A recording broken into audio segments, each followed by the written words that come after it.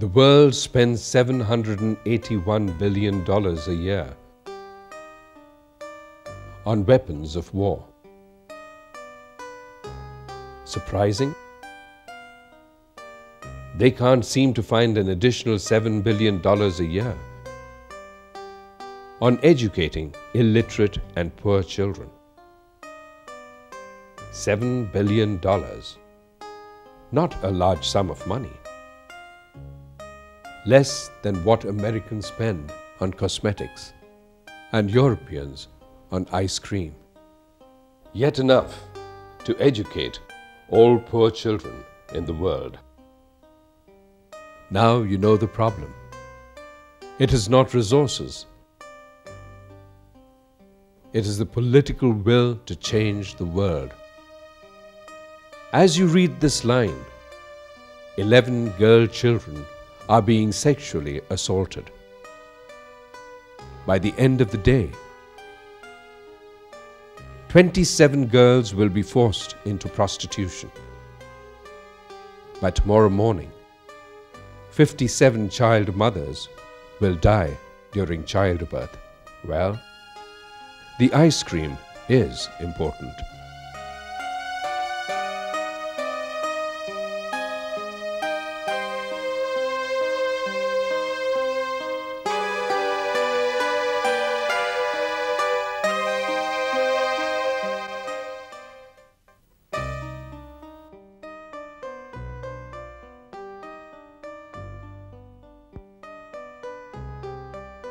Little Mahalakshmi, 12 years old, comes from a fairly prosperous family.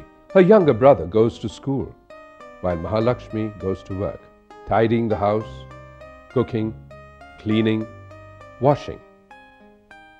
Mahalakshmi represents the universal problem that haunts the girl child: gender discrimination, born from an attitude against women. The state of Andhra Pradesh lags behind the Indian national average with a poor 35% literacy record.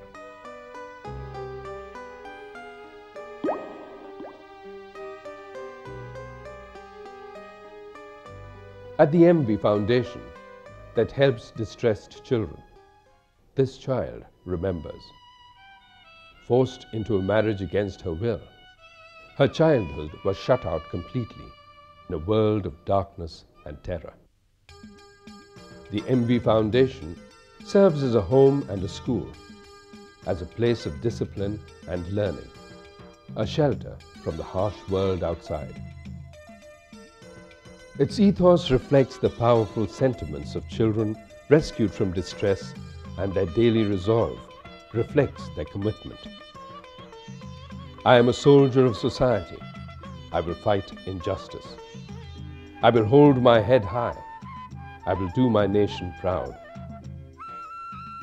Like the great freedom stalwarts who studied by lampposts and gave back poverty its pride.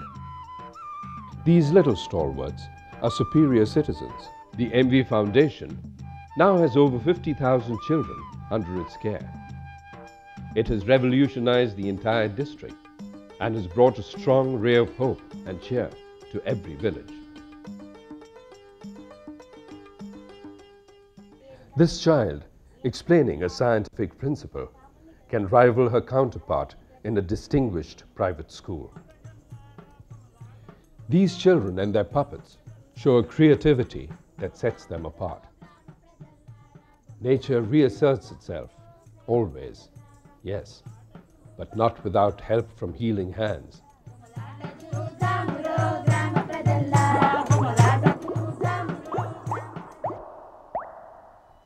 In the interiors of Telangana, where the spectre of poverty haunts many places, the girl child still has a hard time. She is the weakest person in a family, weakened under the burdens of debts and despair. You can see her merge with the landscape, blending with the sheep or the forest, or the fields or the little bylanes in her village, serving, struggling, never complaining. Her life was written off before she was born. Indeed, People here still bear children for the sake of free labor. From sunrise to sunset, every day is the same.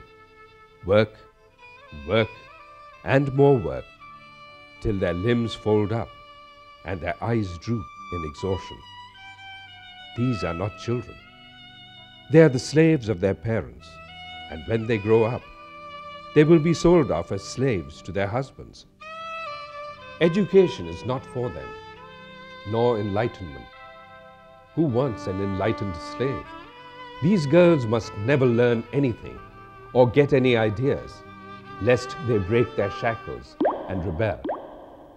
At the Sangareddy Mahila Samata Kendra Pranganam, we have over 40 young girl children from age 6 to 16, all rescued from child labor and early marriages. They joyfully join in all the activities with the enthusiasm of a bird taking its first flight. What touches us most is their ability to recover their lost childhood and innocence and forgive, if not forget, all the miseries of their past. But when they lay brush on paper, they remember. They remember the pain and sorrow they went through as child brides. But the wounds heal, and sometimes they heal surprisingly well.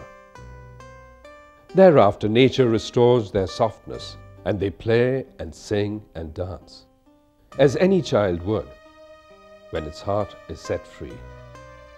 But their inner cores are made of steel.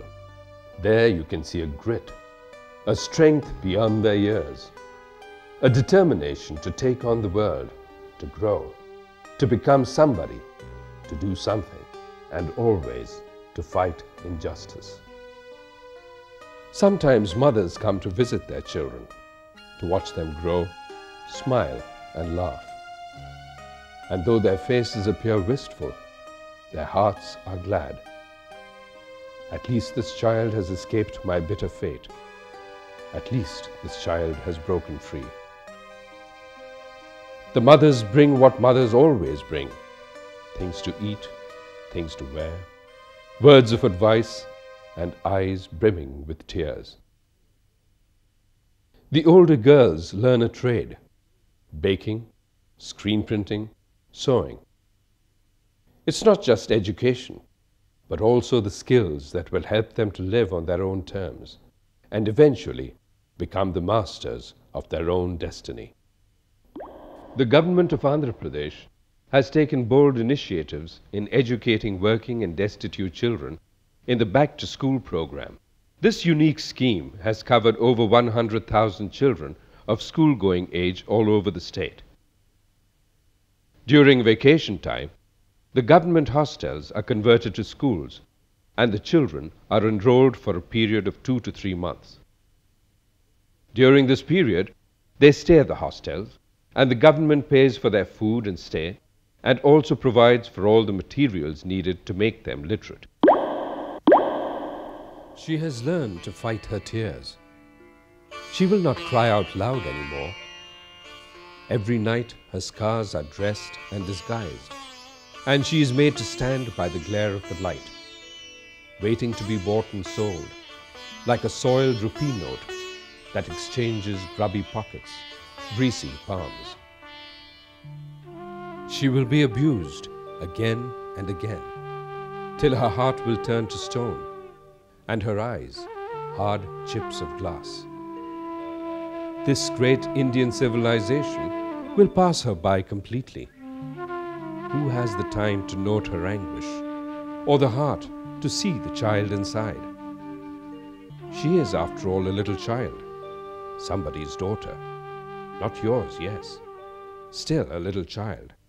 Somebody's daughter. Who cares?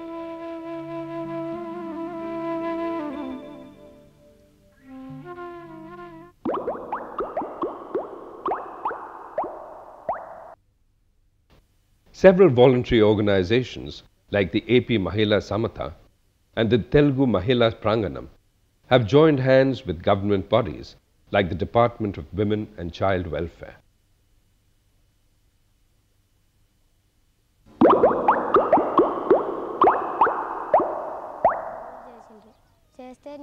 Some stories are unbearably harsh. This little child of 12 years was forced into a marriage against her will to a man who already had 5 wives. When she protested, her wrists were bound to the bullock cart and she was dragged to her husband's house like a chained animal. Good Samaritans who saw this came to her rescue and returned her to her father. She is one of the many thousands of children who have been rescued by the MSK and other organizations. The strategy of the MSK is to empower the women in the village, to give them a voice and a means to fight their own battles. In this way, thousands of girls have been saved.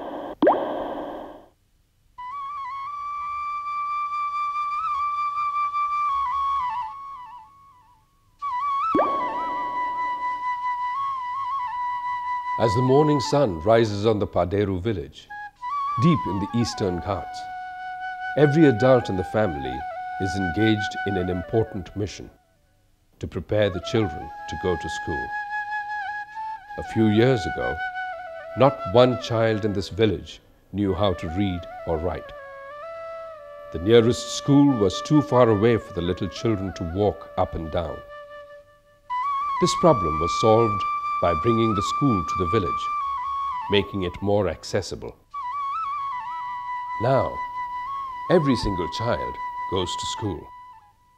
The Paderu experiment has proved what social workers have long since known. Illiteracy can be wiped out by a modest measure of the right effort. This experiment, conducted under the aegis of the Integrated Tribal Development Agency, a state government organization, has been an unqualified success.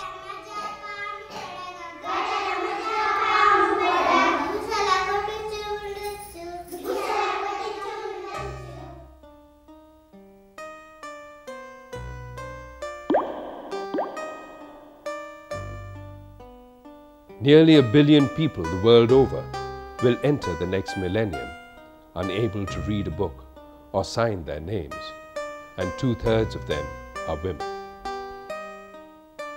This total includes more than 130 million school-aged children. 73 million of them are girls who are growing up without any access to basic education. This world is divided into 2 kinds of people: those who care enough to help improve the situation, and those who have walled their minds and refuse to see the agony of fellow human beings.